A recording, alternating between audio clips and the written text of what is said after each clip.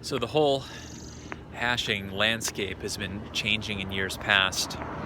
Essentially, what a lot of these pools have been doing that have the smaller block rewards is they've just been sticking with the prop payout. People direct their mines, usually smaller mines, or if they use mining rig rentals, then they'll do, maybe a few dollars worth a day or even a few days.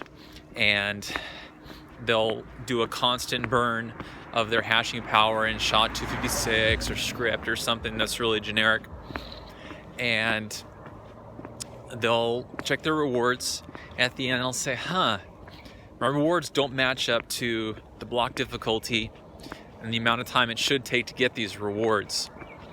And they say, why is this that it's not matching the calculator? Well, primarily across some of the pools that I've been seeing is that people have some sort of bots, have some sort of software that'll alert them to the new blocks being found.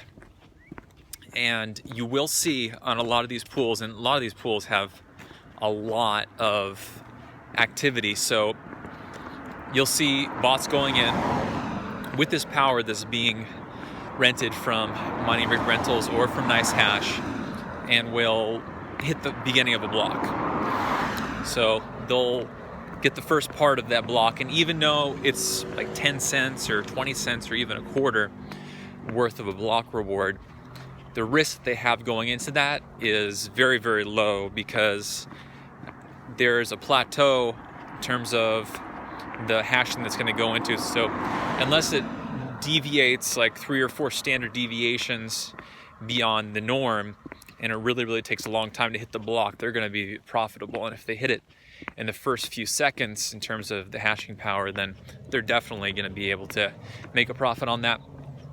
So it may not seem like much, and in the past, pool hopping has been really just for the bigger block reward coins, but now I've seen it more and more for coins that are much smaller. So if they're getting a few of those an hour, or even some of them like a few every half an hour, then it adds up, especially if you keep going 24/7 and it takes very little resources to get these things continually mining. So how do you combat that? Most of these YIMPs, YIMMP pools, don't have a back end in terms of, I've only seen one that will let you actually designate the hashing rate of a particular coin. And I don't know if it's out of the programmer's laziness or quite what the reason behind that is, but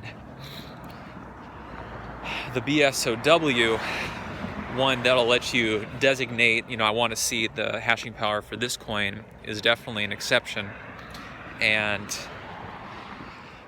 yeah, the other ones, I think they just don't want you to see that there's a ton of activity for a lot of these coins at the very beginning, and then it tapers off until the only people that are really keeping it going are people that got in early.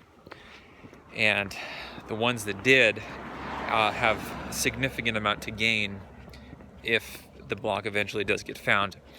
And if it goes to 0, then most people won't actually jump into the pool. So it's really in their best interest to keep things going. What you have to also consider is that a lot of these people spread their hashing power across different coins. So the prop pool system is definitely broken. It is incumbent upon the pool owners, even though they're not getting much in terms of a return, to get this problem licked.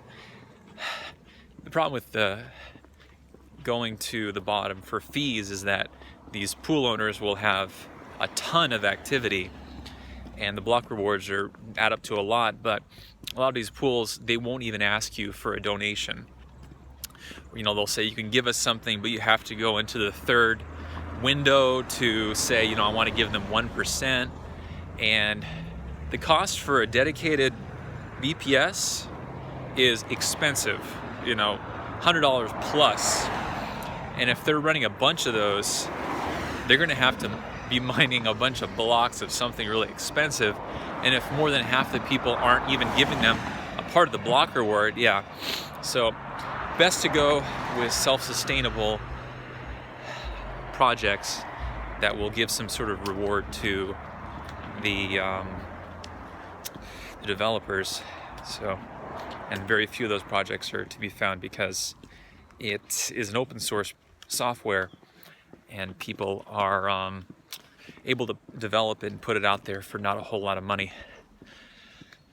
So there are very few solutions in terms of YIMPs that are able to go out there and offer a quality product with minimal amount of pool jumping or pool hopping, but the ones that do, because you can define it in the YIMP's backend, will just make it a PPLNS, twice the difficulty, and that's one way to do it. So there's a few solutions out there, but a lot more need to be done for the prop system in terms of the rewards for pool mining.